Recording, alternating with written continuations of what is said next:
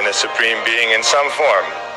Members of Congress, most worshipful Grand Masters, my brother Masons, and my fellow Americans. Today is a most sacred and special occasion for all of us. 200 years ago, beneath this hallowed sanctuary, the Capitol cornerstone was laid by President and then Grand Master of Freemasons, George Washington. The inauguration of George Washington had taken place on April 30th of that year. On the Bible, which is here this morning, through the courtesy of St. John's Lodge number 1. This is the same Bible upon which Presidents Clinton, Bush, Carter, and George Washington were inaugurated president. The story of how Washington, D.C. came to be is very interesting. Washington, D.C. was originally farmland. This was chosen, of course, by Jefferson and Washington and others to be the site of the new capital of the United States. But Thomas Jefferson knew that this great city needed a full-time architect. He would be the one who watched over it, but he obtained the services of a man from France, a Freemason named Pierre Lafont. Pierre Lafont was a man who knew the Masonic occult world. He knew what he was designated to do. He sought to build a city which was shaped in the form of a pentagram. The first time I heard that, you know what I did? I went on Google Earth. Because I don't just believe everything I hear. I went on Google Earth. I didn't even look at a map.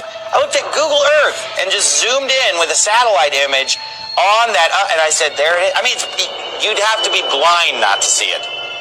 I was thinking like, okay, how am I going to find it? And it was just, it's right there. You can't miss it.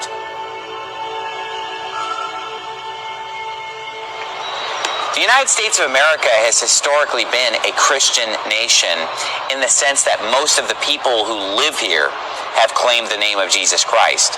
But when it comes to our government, when it comes to our leaders, it's a completely different story. They are not Christian at all.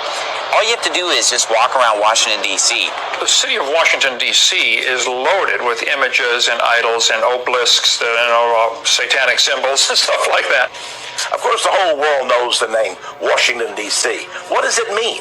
Well, of course, it's named after George Washington, the general who defeated the English in the American Revolution. Washington, D.C. But there's a D.C., a District of Columbia, after the name of Washington. What is the District of Columbia? You know, a lot of people have seen Columbia pictures. They see the logo when the woman comes out and the beautiful woman, and she's holding a great flame in her hand, or a great light, the great torch, the torch of knowledge, of light, because Satan comes as an angel of light. That's his light. She's his goddess, and she's holding up that light. But why would the District of Columbus be called that? Why not the District of Christ? You know, it's the District of Columbia, a false goddess. There you go, a false goddess. It's just a totally pagan place. Everywhere you turn is paganism. That's right.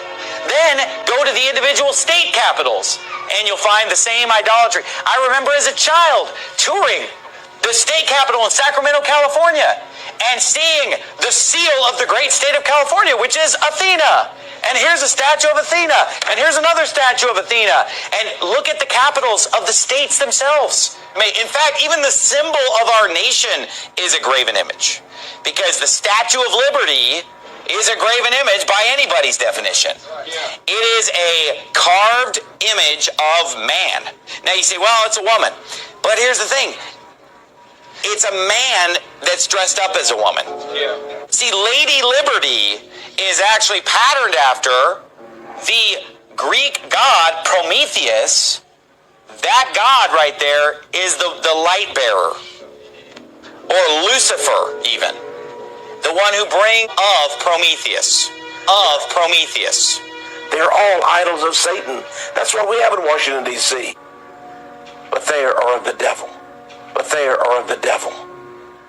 There's a famous book published by Freemasonry in Washington, D.C. It's entitled 10,000 Famous Freemasons. It's a great reference book. You'll find the names of astonishing people there. In fact, it seems that at least 14 U.S. presidents have been Freemasons. Some 30